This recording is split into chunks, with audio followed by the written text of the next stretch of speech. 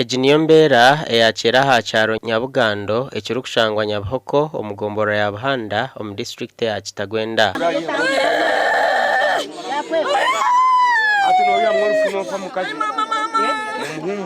Omukikuro w'amanywa nka Kedonia Kafute hamwe n'ondijo mushija Gideon Kankwasa beitwa mushija obire na Sharemba ho mucwekeki kandi nawo bwanyuma abatura bamwita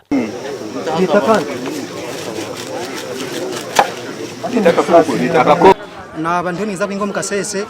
ikeri zoba kanaza kwandikaho probstere nduru kimpure nduru ninyizane nimpkaha ngwara bano mushija ainefuka nechuzo nitafari ngwa mutozifoko ate nimpkifoku nimpkayo nisanga ngba mwitako bataka nyona ndiyo mukakasese simu yanje ehwirwa homoro na bagiteka charge atine kinkumanya ko nandi yawo na ravisi chairman niza kunyeta atakagwe katubwera nyona za ko mwanya ogu nasanga kagwe kakozera ki kagwi omushija ogu wabataka manyure mazina hamwe n'oburugo abaturano bagira ngu yabanza kwita omukikuru kandi na bwanyuma nukwe kwita omushija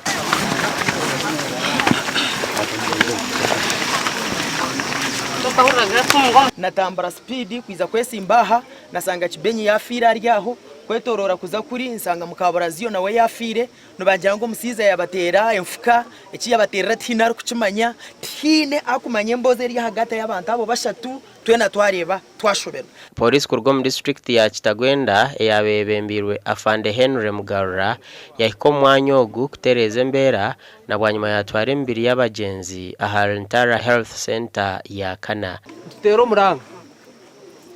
mwamwino muntu mucweka ukurwara umutwe byo mwe nabasa kurwara umutwe konka bo kuba bamwina aho ashaheje